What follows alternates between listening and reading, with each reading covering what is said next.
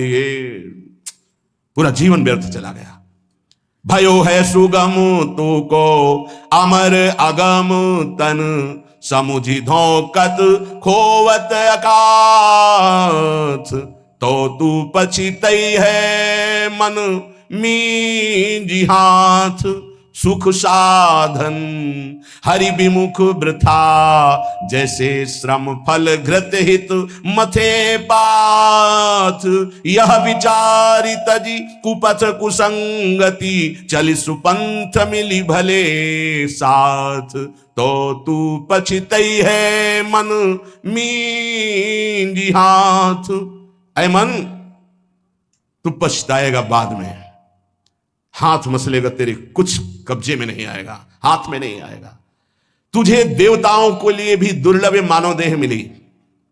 भयो है सुगम तो को अमर अगम तन, अमर कहते देवताओं को, देवताओं से भी श्रेष्ठ तेरे कोई मानव देह मिली। समुझ धोकत खोवत अकाथ, और ये मानव देह मिली थी भगवत प्राप्ति के लिए। क्या समझ करके तूने भगवत विमुख जीवन व्यतीत करने का निश्चय कर लिया? क्या तुझे मिलेगा? कौन सा कार्य तेरा बन जाएगा? रोज आयु क्षीण हो रही है, लोग जन्मदिन मना रहे हैं, आज बर्थडे, तुम्हें पता नहीं 365 दिन मिट्टी में मिल गए। अगली श्वास है कि नहीं है, कोई भरोसा नहीं। न नाम कीर्तन, न भजन, न भगवत चिंतन, और 1 वर्ष व्यतीत हो गए, न भगवत साक्षात्कार हुआ। तो हमें तो लगता है 1 वर्ष व्यतीत होने के बाद भगवत नाम कीर्तन करके, भगवत प्रार्थना करके रोना चाहिए कि नाथ 1 वर्ष गए, अगला वर्ष हमारा आपके दर्शन योग्य हो जाए, आपके चिंतन योग्य हो जाए। तू तनिक भी चिंता नहीं कर रहा, व्यर्थ क्यों अपने जीवन को बर्बाद कर रहा है?